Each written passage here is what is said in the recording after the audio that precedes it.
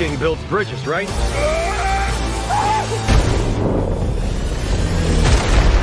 True king builds bridges.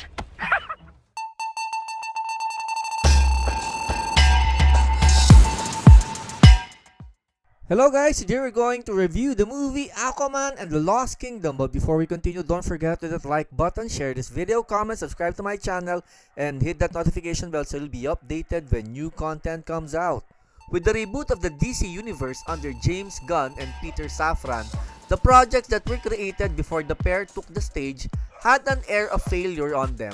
While there were potentially interesting films like Blue Beetle and The Flash, the people behind the scenes felt all their efforts might be for naught, and this feeling somehow transferred onto the films and the audiences. The films felt assembly line produced, and the audience lost all excitement. People were just going through the motions. With Aquaman, The Lost Kingdom, I felt that everyone in the project just raised their hands in defeat and stopped caring. Being the last movie in the so-called dceu, I was hoping that the franchise would at least end on a high note and a feast for the senses, but we get nothing but a cockroach-infested burger. Plagued by numerous problems, the Aquaman sequel shows the effects of behind-the-scenes mishandling of the property, and the success of the first movie only highlights the failure of the sequel on almost every level. This movie is as derivative as it can get, with the plotline that would make the Fast and Furious franchise blush. The sequel explores the theme of family like it was written by Vin Diesel. What happens in the movie has been seen countless times before, two former enemies being forced to unite against a foe.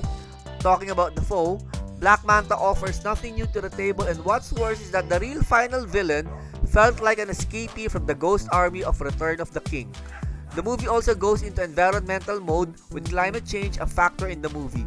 I was expecting to see that green know-it-all brat Greta Thunberg to suddenly appear and lecture the audience about her feelings. The cast felt like they were just out to get a paycheck. None of the joy that was felt in the first movie is present here.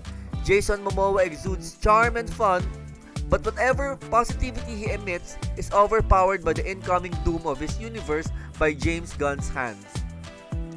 It is disappointing to see him invest so much in his character only to be met by corporate incompetence. Patrick Wilson is back as Orm and has at least a decent character arc. Amber Heard's Mera has a negligible presence in the film, likely brought about by real-life shenanigans. Dolph Lundgren lends a drunken sailor aura in all his scenes. Maybe he was thinking that this is Expendables Goes to the Beach. Nicole Kidman is wasted here, with her character only good for motherly words. The visual effects in the sequel are not as grand and stimulating compared to the first movie. There were also instances when the CGI felt poorly rendered and looked like a PlayStation 1 cutscene. There were attempts to enhance the action through long tracking shots, but the action still felt substandard. It is really sad that a character that had great potential ending this way.